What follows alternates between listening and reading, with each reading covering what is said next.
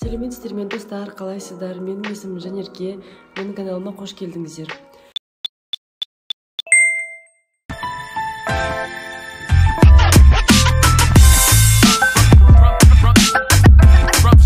Каналыма тіркеліп, лайк басуды ұмытпаңыздар, ол маған өте маңызды. Каналымды енді бастап жатқасын қолдауларыңыз маған өте қажет. Бүгінгі видеода сіздерге өзіңе деген махаббат тақырыбын талқылағым келіп отыр. Мен осы тақырыпты көп ізденіп, қарап сөйттім. Себебі өзіме де осы тақырып өте қызықты болды. Өзіңе деген махаббат болмаса, сенің бүкіл өміріңдегі сфераларыңда барлығы дұрыс болмайды дейді Луиза Хей. Егер де сен өзіңе махаббатың дұрыс болса, сенің бүкіл өміріңдегі сфераларың барлығы дұрыс болады дейді. Сонда біз өзімізді жақсы көрген жағдайда біздің өміріміз керемет болады. Луиза Хейдің ең танымал техникасы бар, осы өзіңе деген махаббатты толтыру үшін. Ол деген әр күні таңертеңгісін айнаға қарап, өзіңіздің есіміңізді айтып, мен сені жақсы көремін деп осылай күнде айту керек екен. Мысалы, мен өзіме айтамын, Жанерке, мен сені жақсы көремін, мен шынында да сені жақсы көремін деп. Луиза Хей ханымның тренингтарын қарасаңыз да, ол жерде бастан аяқ енді осы тақырыпты талқылап жатады. Тренингіне келген адамдар да өз оқиғаларын айтып жатады, өте қызық. Қараңыздар, ютубта ондай тренингтер бар, орысша көбінесе енді. Көбінесе адамдар айнаға қарағанда өзіне махаббатын білдіре алмай жатамыз деп айтады. Себебі өздеріне қарағылары келмейді, өздерін қабылдағылары келмейді, көп жерлерін ұнатпай жатады. Сондықтан осы техниканы бастаңыздар, результат болады. Бұның барлығы не үшін маған қажет деп ойлауларыңыз мүмкін. Мысалы, сіздің өзіңізге деген махаббатыңыз болмаса, сіздің самооценкаңыз төмен болады. Сіз көп жерде өзіңіздің қалауыңызды білмей қалуыңыз мүмкін, өзіңіздің қалаған нәрсеңізді істей алмай қалуыңыз мүмкін.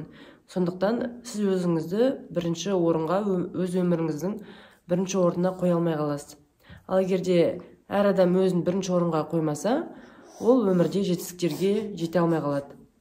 Сондықтан осы пункт ең маңызды болып саналады екен Луиза Хей ханымның айтуы бойынша. Сондықтан өздеріңізбен жұмыс жасаңыздар. Бұл өте керек нәрсе екен бәрімізге де. Бұл неден туады? Бізге ата-аналарымыздың жаңағы кішкентай кезімізде махаббат толыққанды бере алмағандықтарынан.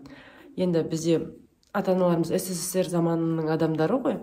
Олар ол кезде мысалы бәрі өзгеше болды, қатал болды. Ол кісілердің де ата-аналары, ата-бабаларымыз жалпы енді қыспақты, андай қиын заманда өмір сүрген, қатал заманда.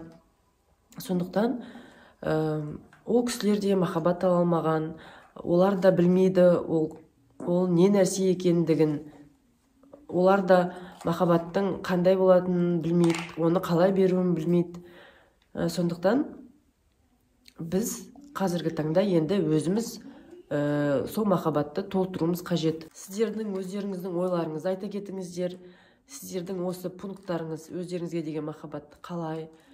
Ол сіздердің өмірлеріңізде білінеді ма? Өміріңіздегі адамдармен қарым-қатынасыңызда, жалпы өміріңізде қалай байқалады? Төмен ба, жоғары ма, орташа ма? Сол жағын комментарийға жазып өтіңіздер. Осы техниканы қолданғаннан кейін өзгерістер болса айта кетіңіздер. Маған да өте қызық болады. Және де ютубта көптеген жаңағы медитациялар бар. Медитация тыңдаңыздар. Медитация біздің миымызды күшті өзгертеді. Біздің подсознаниямызбен тікелей жұмыс жасайды. Сондықтан медитациядан күшті өзгерістер алуға болады. Жалпы мен медитация тыңдаған жақсы көремін. Қолым босаса тыңдап қойғанды ұнатамын.